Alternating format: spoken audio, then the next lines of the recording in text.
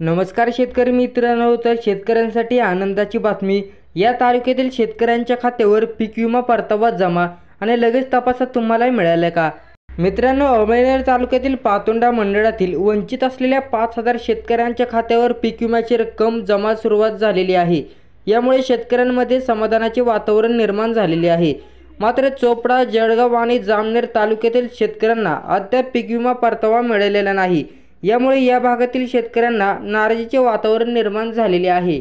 याबाबत माहिती देताना पातोंडा मंडळातील एका शेतकऱ्याने सांगितले की, आम्ही अनेक महिन्यांपासून पीक विमा परताव्याची वाट पाहत होतो. अखेर आज आमच्या खात्यावर रक्कम जमा झालेली आहे.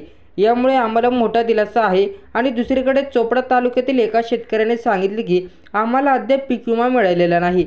आम्ही अनेकदा विमा कंपनी आणि कृषी विभागाकडे विचारणा केली आहे, परंतु आम्हाला योग्य माहिती मिळत नाही.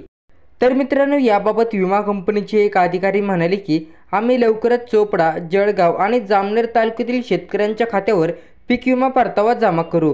कृषी विभागाने एक अधिकारी म्हणाले की, कृषी शेतकऱ्यांच्या समस्याकडे लक्ष देत आहोत आणि त्यांचे निराकरण करण्यासाठी प्रयत्नशील आहोत.